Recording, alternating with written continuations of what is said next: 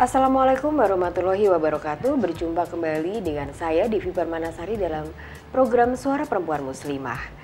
Buah hati bagi seorang ibu adalah sebuah karunia cinta dari Ilahi yang tak ternilai harganya.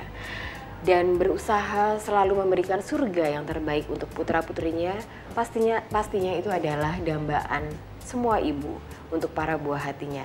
Di samping saya telah hadir seorang ibu yang kuat, tegar, dan selalu juga menggali dirinya untuk menjadi sosok yang pintar dan selalu memberikan surga bagi putranya, adalah Ibu Endang Setiati. Ya, Assalamualaikum ya. Ibu Endang, apa kabar? Waalaikumsalam. Dan alhamdulillah.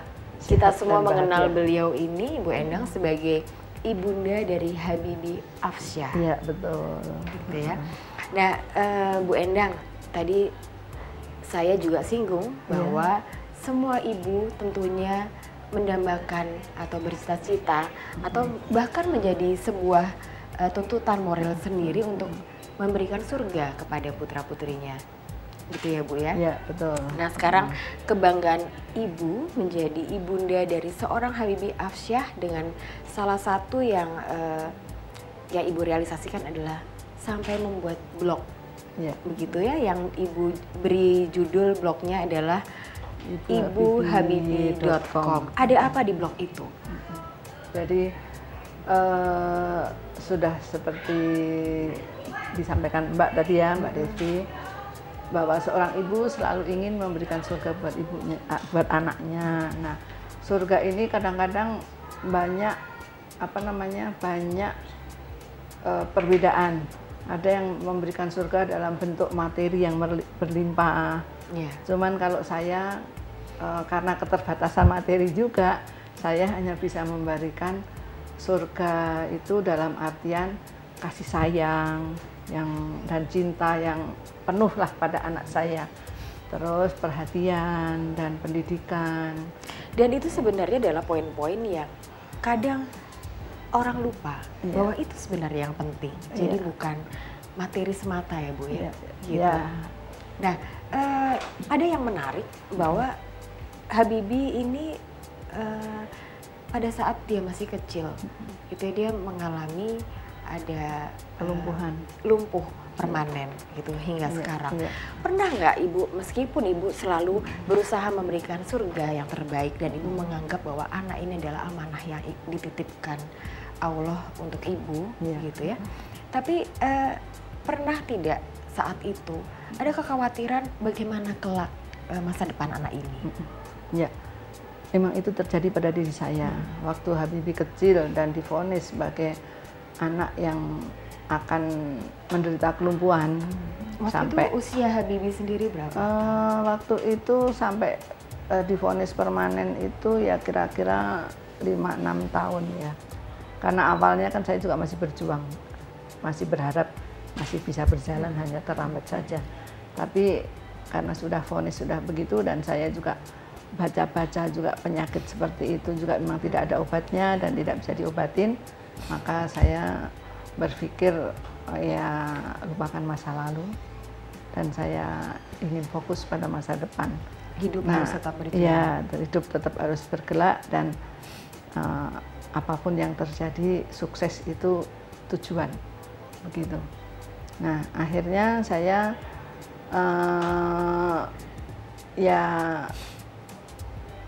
bagaimana kita mengelola sisa-sisa kekuatan yang masih ada. Nah, alhamdulillah, puji Tuhan ya, kok Habibie itu otaknya tidak ikut lumpuh. Nah, itu yang membuat saya tambah semangat. Jadi rasanya masih ada harapan untuk hari esok, begitu. Tinggal sekarang bagaimana kita mengelola apa yang ada. Alhamdulillah ya Bu ya. Iya, dan saya pernah juga membaca di salah satu di media internet bahwa Ibu selalu memberikan semangat dalam diri Habibie. Ada satu yang menarik para sahabat Zakat TV, bahwa Ibu selalu mengucapkan bahwa syarafmu boleh lemah, tapi semangatmu tidak boleh lemah. Gitu ya. Nah, itu adalah salah satu modal yang memperkuat Ibu juga begitu saat itu. Ya, memang saya memposisikan diri saya agar saya kuat, karena saya itu harus menguatkan Habibie. Kalau saya lemah, ya mungkin Habibie akan terimbas dari kelemahan saya. Jadi saya membuat diri saya kuat, saya juga terus belajar, karena saya harus mengantarkan dia untuk mencapai kesuksesan. Jadi saya harus mencerdaskan diri sebelum saya mencerdaskan anak saya. Bicara soal kecerdasan ya Bu Endang, pastinya tidak lepas dari pendidikan sekolah. Dan kami juga mendengar bahwa Ibu tidak memasukkan Habibie ke sekolah luar biasa, tapi ke sekolah biasa. Nah, apa yang waktu itu sedemikian kuat menggerakkan Ibu dan Ibu percaya bahwa Habibie itu mampu? Sementara mungkin ya kalau kita lihat sekolah luar biasa itu ada fasilitas-fasilitas yang membantu mereka yang punya keterbatasan fisik. Sementara kalau sekolah biasa dia harus beradaptasi dengan teman-temannya yang fisiknya normal. Bagaimana Ibu mengatasi hal itu? Nah, saya sadar ya bahwa bagaimana saya harus mengelola potensi yang ada pada anak saya. Sebelum dia masuk sekolah, saya perlu mencari tahu bagaimana kemampuan mental dia. Melalui apa itu, Bu? Saya tes IQ. Karena saya juga ragu apakah anak saya ini anak yang takutnya pelumpuhan otak, pelumpuhan sarafnya itu akan mempengaruhi pelumpuhan pada mental atau kecerdasannya. Nah, saya perlu tahu seberapa jauh kemampuan berpikir dia. Saya tes IQ dan dari seorang psikiater menyatakan bahwa anak saya memiliki potensi seperti anak normal, bahkan melebihi. Nah, dari situ bekal saya untuk mengelola dia, supaya kalau saya masukkan dia memang masuk di YPAC ya. Sudah SD. Terdaftar? Sudah mengikuti. Kelas 1 sampai kelas 3 itu dia di SD Impres yang dekat rumah, karena saya memilih yang dekat rumah supaya tidak repot. Terus kelas 3 sampai kelas 6 itu dia di YPAC di Kebayoran Baru, Hang Legiu itu. Nah, karena dia ingin minta sekolah ke YPAC, ya saya turutin di sana. Cuman waktu dia lulus SD itu nilainya bagus, jadi saya pikir sebaiknya dia harus sekolah di sekolah umum, karena saya sadar kelak kompetitor dia itu bukan dari anak-anak disabel, tapi kompetitor dia itu orang-orang sehat. Jadi dia juga harus saya program, saya didik sebagai anak normal. Sahabat Saka TV, bagaimana hebatnya seorang Ibu Endang Setiati menyemangati putranya Habibie Hapsyah dengan semangat yang luar biasa, karena hal itu sebenarnya Ibu Endang juga menyemangati dirinya sendiri. Dan bagaimana seorang Ibu Endang Setiati mengantarkan seorang Habibie Hapsyah untuk menjadi seorang sastrawan. Sesaat lagi bersama kami di Suara Perempuan Muslimah.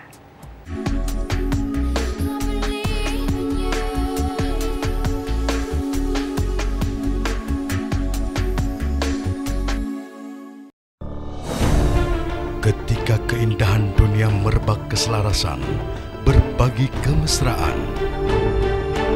Ketika sejuta tangan merangkai kebahagiaan dalam kehidupan yang harmoni. Ketika zakat Anda wujudkan indahnya dunia.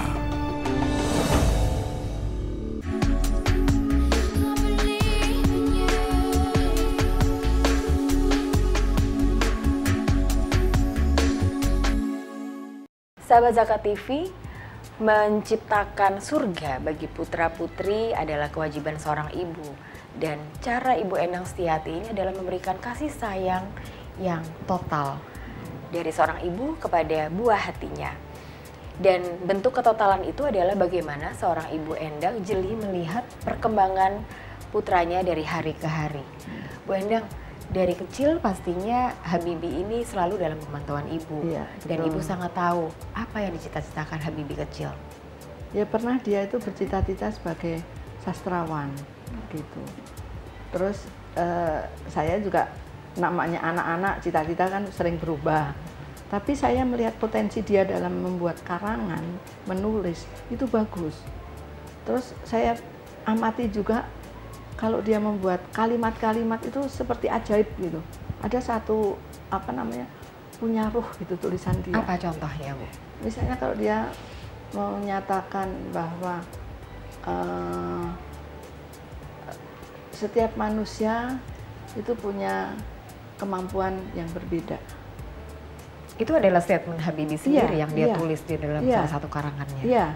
Terus kalau enggak dalam SD itu kalau saya melihat karangan-karangan dia itu, saya menilai itu bagus, kayaknya tidak umum gitu. Untuk anak SD membuat kalimat-kalimat seperti itu. Kelas berapa ya, Bu? Ya SD kelas 4, kelas 5, kelas 6 lah. Kelas 6 kan sudah sering membuat paper atau membuat karangan-karangan. Nah di situ saya berpikir anak ini sebetulnya ada bakat ya untuk menulis. Apa? Bentuk cerita seperti apa atau tulisan seperti apa yang biasanya Habibie buat? Ya tugas-tugas dari sekolah. Dia menceritakan apa? Dia menceritakan dengan keadaan alam. Biasa kalau anak-anak SD itu kan standarnya pemandangan gitu. Tapi dia menulis pemandangan itu dengan nuansa yang berbeda dengan standar anak SD lain gitu ya. Nah itu sebenarnya memang pastinya Habibie tidak ada yang mengajarkan, tapi ya, itu keluar dari nuraninya kan. Karena menulis itu kan curahan hati. Nah kalau guru kan selalu memberi pelajaran standar. Seperti kalau kita menggambar anak-anak SD itu di gunung kiri kanan matahari, ada sungai atau jalan, itu kan standar. Anak-anak SD juga dalam menulis itu kan juga standar, tapi Habibie lain. Itu yang saya rasakan waktu itu. Ibu melihat ada satu keistimewaan dalam tulisan-tulisan Habibie dan untuk usia sekitar 11 tahun, 12 tahun, Habibie sudah mampu membuat satu rangkaian kalimat yang punya arti yang dalam. Nah itu bagaimana cara Ibu kemudian membimbing dia lagi untuk terus menggali itu? Terus saya minta sama dia, coba kamu bikin buku, saya bilang gitu. Kamu nulis buku, bagaimana ini kita nanti, saya ingin membekali dia dengan cara menulis yang bagus. Saya bawa, karena dia kan punya blog. Blog itu Habibie kan sendiri ada blog. Punya blog habibieafsah.com. Dalam blog itu kan dia harus menulis artikel. Nah, sebuah artikel kalau artikel yang tidak berbobot akan jenuh pembacanya. Jadi saya perlu membekali dia dengan cara menulis artikel menarik. Nah, saya bawa dia belajar menulis artikel menarik di proaktif.biz ya, atau pembelajar.com. Saya bawa dia belajar di sana. Terus ya pasti ada perbedaan ya antara yang autodidak dengan yang memang didasarin dengan ilmu menulis yang efektif dan yang profesional gitu. Buku apa yang akhirnya Habibie berhasil tulis? Akhirnya dari artikel menarik itu saya tingkatkan menjadi menulis cara cerdas menulis buku bestseller. Nah, buku ini hasil karya Habibie. Ini judulnya adalah Kelemahanku adalah kekuatanku. Ini dia sendiri yang memberi judul. Gitu, dia ingin memberi judul. Pada saat ide untuk judul ini pertama kali orang pertama yang diajak berdiskusi juga adalah Ibu. Ya, sama editor. Editor, tapi dia sudah mengatakan kelemahanku adalah kekuatanku. Hanya saya sering nambahkan kekuatan untuk apa gitu. Saya bilang, nah di sini disebutkan bahwa kelemahanku adalah kekuatanku untuk sukses. Begitu. Nah, bicara soal sukses ya Ibu ya, akhirnya juga Bu Endang berhasil mengantarkan Habibie untuk membuahkan sebuah karya Sahabat Zakat TV dengan buku ini gitu. Nah, buku ini pun berhasil dicetak gitu ya. Tapi pastinya juga diperuntukkan oleh mereka yang membaca untuk memberikan semangat dan motivasi. Nah, sejauh ini pastinya yang biasa dilakukan pengarang itu mungkin ada satu kegiatan untuk bertatap muka dengan umum, di mana berbicara tidak keluar dari konsep bukunya, gitu. Yang dilakukan Habibie apa? Atau Ibu mendampingi atau Ibu yang menjadi? Habibie itu kebetulan kan sering sekali diundang untuk menjadi narasumber, ya berbicara tidak hanya sekilas sekitar bukunya, tapi bahkan berbicara tentang perjalanan yang lain. Termasuk dia juga sempat menerbitkan e-book. Oh, okay. E-book judulnya Sukses dari Amazon. Sukses dari Amazon. Itu sebuah buku elektronik yang hanya dijual online. Nah, itu merupakan bimbingan atau panduan untuk orang lain belajar bagaimana menjadi affiliate Amazon. Begitu, dia mengajarkan itu dijual hanya 1 tahun, karena setelah 1 tahun itu Amazon mengadakan perubahan sistem di dalam affiliate-nya, sehingga buku itu sudah kurang efektif. Akhirnya ditarik dari peredaran. Gitu. Tapi kan Habibie terus itu kan bagian dari cerita bagaimana Habibie tetap menjadi seorang Habibie yang bahkan bisa menjadi Habibie yang mandiri seperti yang Ibu cita-citakan gitu ya. Nah, Ibu tadi bercerita bahwa Ibu membimbing, paling tidak Ibu harus jeli juga melihat pintu-pintu bagaimana Habibie harus masuk ke institusi ini, belajar di sini. Itu bagaimana cara Ibu mendapatkan jalur-jalur itu? Ya, saya melihat awalnya itu Habibie juga tidak mengenal dunia online. Tapi yang mengenalkan dunia online pada Habibie itu adalah emasnya, abangnya. Yang nomor 6. Itu mengajarkan bagaimana dia akrab dengan internet. Awalnya di internet itu hanya sekitar browsing, chatting, sosial media yang lain gitu. Cuman akhirnya Habibie itu jadi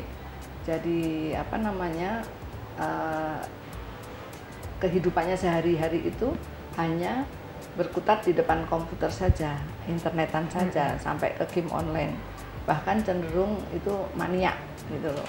Karena hari-harinya diisi dengan itu. Jadi hari-harinya dari bangun tidur sampai tidur lagi itu hanya main game online. Nah, saya sebagai orang tua prihatin ya. Harus mengawasi prihatinnya karena pernah tagihan Speedy saya itu mencapai 1.300.000 itu tiap bulan. Nah, saya akhirnya ultimatum dia, waduh, kalau kamu caranya begini mama nggak sanggup, mama nggak kuat. Dan pastinya ultimatum itu adalah hal yang baik, yang akan membuka pikiran Habibie. Ya, tentu saja. Ibu Endang, sesaat lagi kita akan kembali lagi. Para sahabat Zakat TV, bagaimana seorang Ibu Endang benar-benar membuatkan surga bagi Habibie. Sesaat lagi bersama kami di Suara Perempuan Muslimah.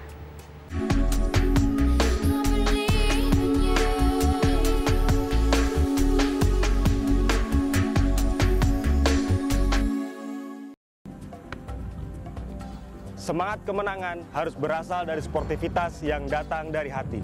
Saya Bawang Pamungkas, saya zakat di Dompet Duafa. Keluarga adalah sumber inspirasi saya. Kehangatannya datang dari hati. Saya Inneke Koesherawati, saya zakat di Dompet Duafa. Berbagi memudahkan rezeki, karena datang dari hati. Saya Ipo Santosa, zakat di Dompet Duafa. Dompet Duafa.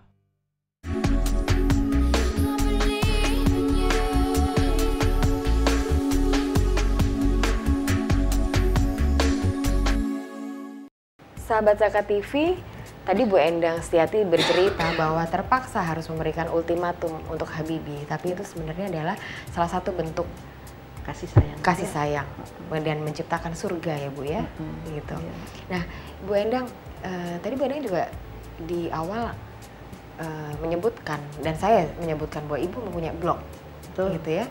Itu Ibu Habibie.com. Di situ Ibu menceritakan perjalanan Ibu membesarkan anak, atau apa yang ada di situ, Bu? Ya, sebetulnya blog itu awalnya hadiah dari Habibie untuk saya. Pas saya ulang tahun, dia berikan hadiah, ini blog untuk Mama, biar Mama bisa mengekspresikan diri Mama di blog ini. Jadi, dan saat itu Ibu sudah saya bisa. Waktu itu sih belum bisa ngeblog.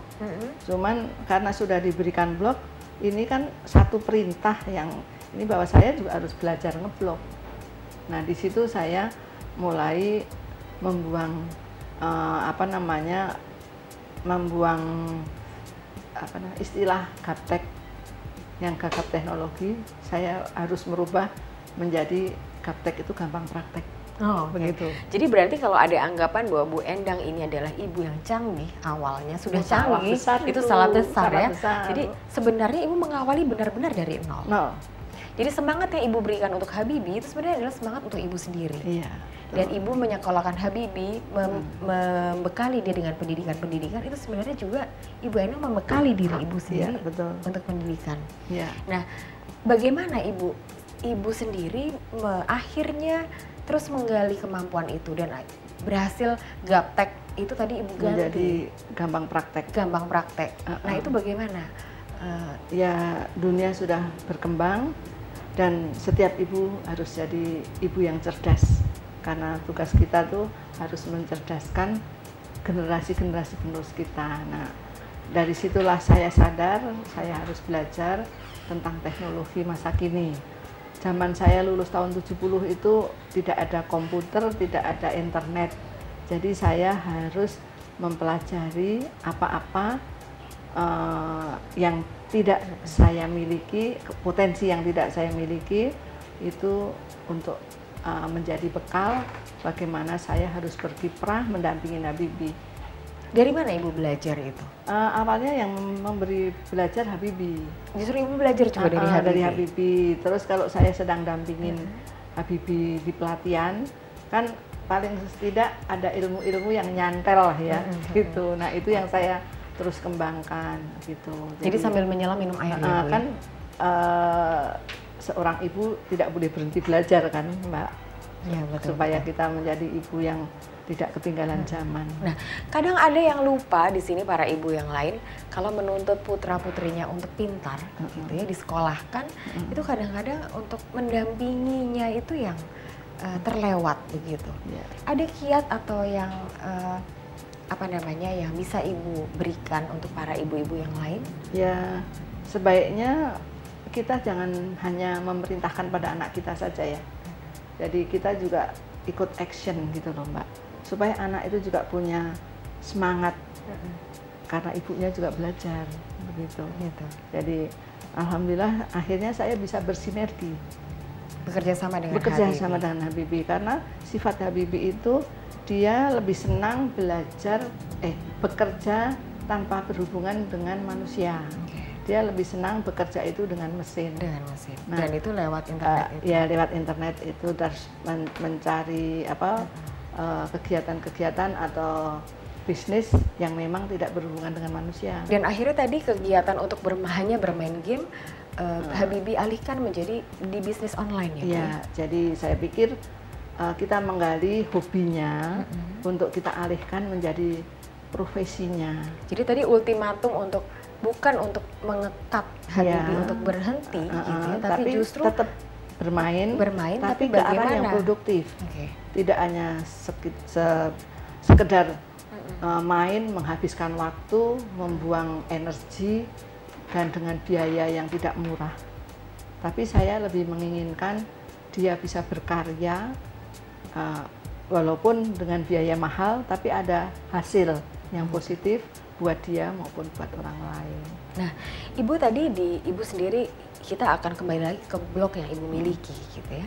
Di blog yang ibu miliki, meskipun ibu bercerita bagaimana hari-hari mendampingi Habibie, tapi pastinya juga ibu memberikan kiat-kiat ini dan ibu menuliskan di situ, supaya para ibu yang lain juga bisa membaca, gitu ya. Itu secara tidak sengaja, ibu menjadikan diri ibu menjadi seorang motivator, gitu ya. Nah, apa yang ibu rasakan? Perkembangan apa yang ibu rasakan sekarang? Ya, banyak orang itu ingin tahu bagaimana saya mengelola anak saya dari seorang yang ibaratnya tidak punya kemampuan fisik, tapi bisa mempunyai kemampuan soft skill yang bagus gitu ya. Nah, saya juga daripada saya selalu membalas dengan SMS atau itu saya capek. Nah, alangkah baiknya saya mencoba mengaktualisasi dengan cerita-cerita akan lebih menarik dan itu juga akan meluas ya, karena internet itu kan sudah sebagai apa ya, kebutuhan dunia.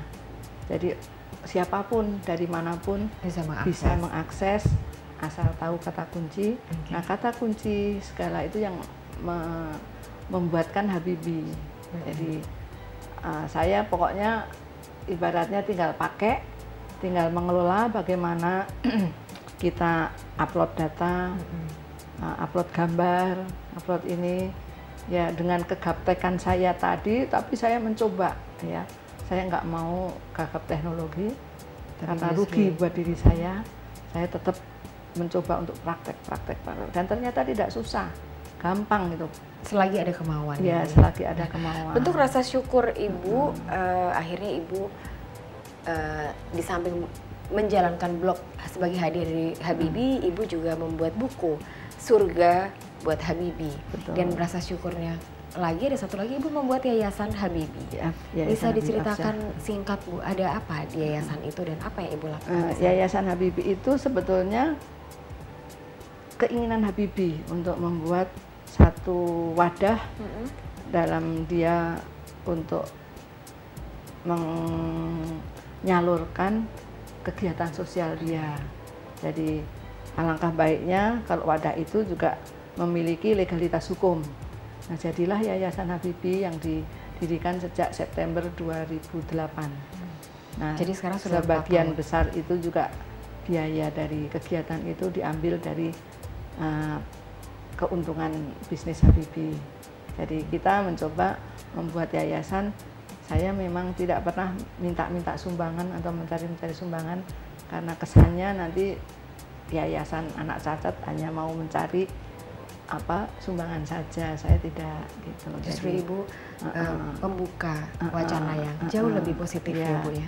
Nah, alhamdulillah yayasan ini berkembang dengan pesat, dan sekarang kita sudah memiliki satu kegiatan yang saya menginginkan kegiatan ini kegiatan yang akan mendunia, yaitu Indonesian Difabel Care Community atau IDCC. Jadi di IDCC ini kita ingin membangun masyarakat inklusif, masyarakat yang terbuka dan untuk untuk menerima semua perbedaan yang ada, termasuk perbedaan cara berpikir, perbedaan fisik, perbedaan perbedaan agama, ras, segala. Saya ingin membuat wadah seperti itu karena orang penyandang disabilitas itu ternyata sekarang ini bukannya makin sedikit tapi makin banyak. Dan pastinya kita juga harus tahu bahwa mereka semua punya potensi yang besar. Kadang-kadang banyak juga orang tua yang kurang peduli terhadap putra-putrinya yang disabel. Malah sering juga mereka itu memasung. Jadi anak itu tidak diberikan pendidikan yang cukup, malah juga menarik diri dari lingkungan sosial. Tapi mudah-mudahan yang merugikan si anak. Tapi mudah-mudahan dengan meskipun singkat waktunya, dengan perbincangan kita singkat ini, para sahabat Zakat TV juga yang tadinya masih menutup diri gitu ya dengan segala keterbatasan itu jadi semakin terbuka ya, Bu ya. Terima kasih telah berbincang-bincang bersama kami, juga memberikan kiat-kiat yang bagus untuk para sahabat Zakat TV. Sebuah kesabaran dan ketekunan pasti berbuah manis pada waktunya, dan anak yang istimewa tentu lahir dari orang tua yang istimewa. Terima kasih telah bersama kami Ibu Endang Setiati. Sama-sama. Dan kita akan, insya Allah ya, Bu ya. Dan kita akan berjumpa lagi dengan tamu inspiratif kita lainnya di Suara Perempuan Muslimah di episode mendatang. Wassalamualaikum warahmatullahi wabarakatuh.